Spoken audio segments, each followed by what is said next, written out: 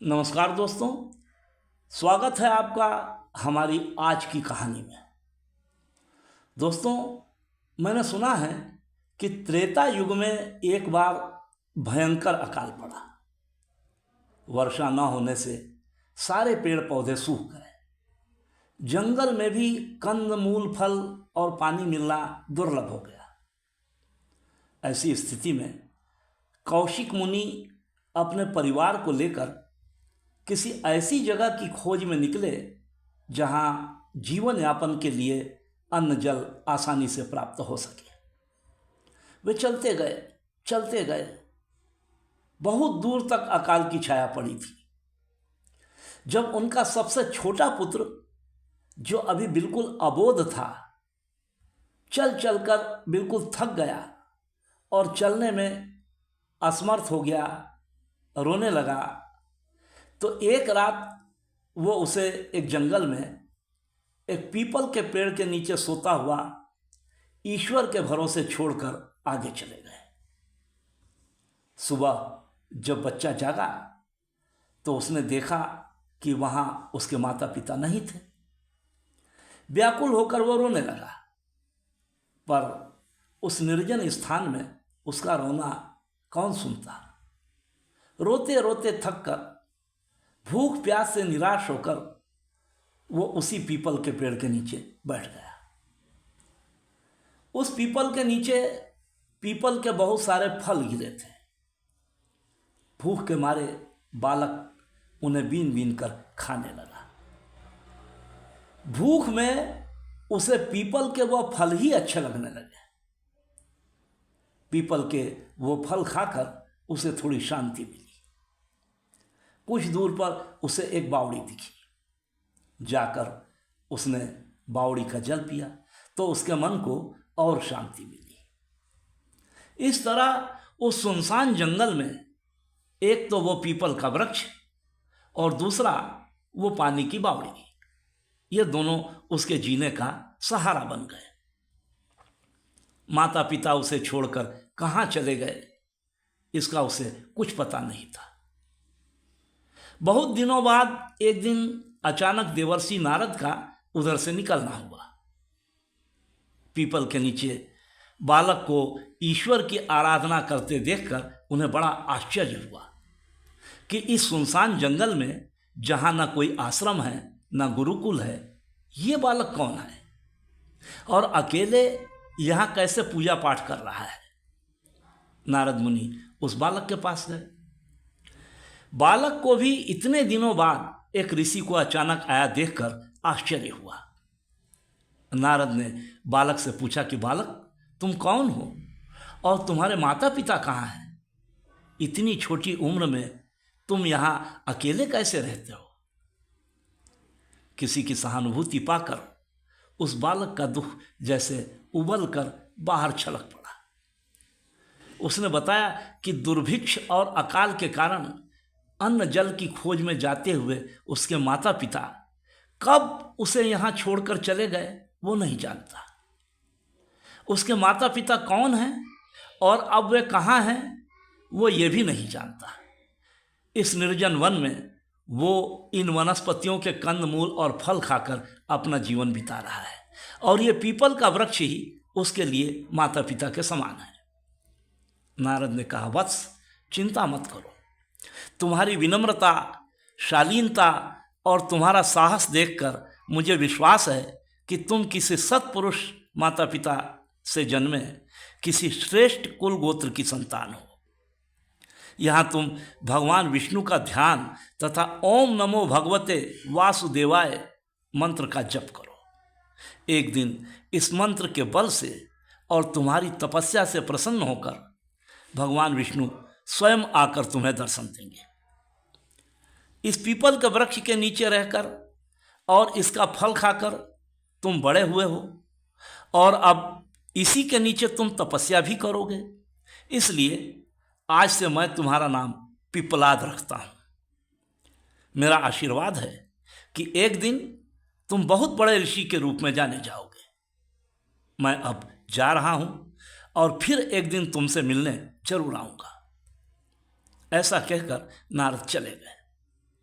नारद जी के कहे अनुसार बालक पिप्पलाद आंखें बंद करके भगवान विष्णु की आराधना और नारद जी का बताया हुआ मंत्र जप करने लगे। उनकी लगन और तपस्या तप से संतुष्ट होकर एक दिन भगवान विष्णु प्रकट हुए और कहा कि पिप्पलाद, मैं तुम्हारी तपस्या से प्रसन्न हूं, बोलो तुम्हारी क्या मनोकामना है।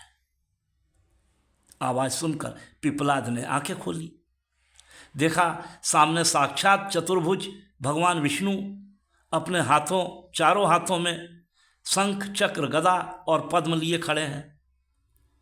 उनको देखते ही पिप्पलाद अपनी सुध बुध भूलकर भावुक होकर भगवान के चरणों से लिपट गए। भगवान विष्णु ने उन्हें प्रेम से उठाया और उनके बालों को सहलाते हुए बोले, पुत्र तुम्हारी जो भी इच्छा हो कहो। पिप्पलाद ने कहा कि प्रभु, आपके साक्षात दर्शन से बढ़कर इस संसार में और कुछ नहीं है, आप मुझे अपनी भक्ति दे दीजिए। विष्णु ने कहा कि पुत्र, भक्ति तो तुम्हें प्राप्त हो ही चुकी है, तुम्हें ज्ञान भी प्राप्त होगा और तुम पिप्पलाद ऋषि के रूप में प्रसिद्धि पाओगे। ऐसा कहकर भगवान विष्णु अंतर्ध्यान हो गए। कुछ दिनों के बाद नारद जी फिर आए। पिप्पलाद को भगवान विष्णु ने दर्शन दिया, ज्ञान और भक्ति का वरदान दिया। ये जानकर उन्हें बड़ी प्रसन्नता हुई। नारद जी से पिप्पलाद ने पूछा कि देवर्षि, आप तो सर्वज्ञानी हैं, कृपा कर यह बताइए कि मेरे किस कर्म के फल के कारण मुझे बचपन से ही इतना कष्ट उठाना पड़ा। मेरे माता पिता तथा कुल गोत्र का मुझे कुछ पता नहीं। पीपल के नीचे रहकर पीपल का फल खाकर ही मैं जीवित रहा। इसी कारण आपने मुझे पिप्पलाद नाम दिया। आपके कारण ही मुझे भगवान के भी दर्शन हुए। नारद जी ने बोला कि पिप्पलाद, जो बीत चुका है उसका विचार मत करो। शनि के प्रभाव के कारण तुम्हें यह सब सहना पड़ा और अब भी तुम पर शनि का प्रभाव बना हुआ है। इतना सुनते ही पिप्पलाद को क्रोध आ गया। उसी क्षण उन्होंने अपनी उसी क्रोधित दृष्टि से शनि को देखा। शनि अपने मार्ग पर चले जा रहे थे। पिप्पलाद के तप के तेज से शनि एक पर्वत पर जा गिरे। आकाश की ऊंचाई से गिरने के कारण शनि का एक पैर टूट गया। शनि की दुर्गति देखकर नारद बड़े प्रसन्न हुए। उन्होंने ब्रह्मा जी और इंद्र आदि देवताओं को बुलाकर शनि की दुर्दशा दिखाई। यह देखकर ब्रह्मा जी ने पिप्पलाद से कहा कि पिप्पलाद, ऋषि होकर तुम्हें ऐसा क्रोध नहीं करना चाहिए था। मनुष्य का सुख दुख उसके पूर्व कर्मों के अनुसार होता है। तुम्हारे अतीत के लिए शनि का कोई दोष नहीं। ये तो प्रकृति के नियम के अनुसार ही अपने मार्ग पर चलते रहते हैं। इनको इनके स्थान से गिरा देने से प्रकृति के नियम में बाधा पड़ेगी और उपद्रव शुरू हो जाएगा। इसलिए अपने तपोबल के प्रभाव से इन्हें मुक्त करके इनको पुनः इनके मार्ग पर चलने दो। ब्रह्मा जी की बात सुनकर पिप्पलाद ने शनि को अपने तपोबल के प्रभाव से मुक्त कर दिया। तो शनि ने भी प्रसन्न होकर पिप्पलाद को ये वचन दिया कि अब से जो भी प्रतिदिन पीपल के वृक्ष की जड़ों में जल अर्पित करेगा वो मेरे कष्टकारी प्रभाव से मुक्त रहेगा, क्योंकि पीपल के वृक्ष ने ही माता पिता के समान आपका पोषण किया है। अतः पीपल की सेवा आपके माता पिता की सेवा के समान मानी जाएगी। तब से शनि की 7.5 या अढ़ैया के प्रभाव में आए मनुष्य को पीपल के वृक्ष में जल देने से कष्टों से मुक्ति मिलती है। उस पीपल के नीचे यदि शिवलिंग स्थापित हो तो मनुष्य को दोहरा लाभ मिलता है। तो दोस्तों, कैसी लगी आपको आज की ये कहानी?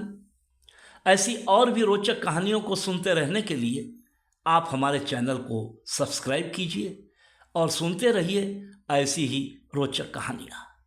जय श्री राम, हर हर महादेव।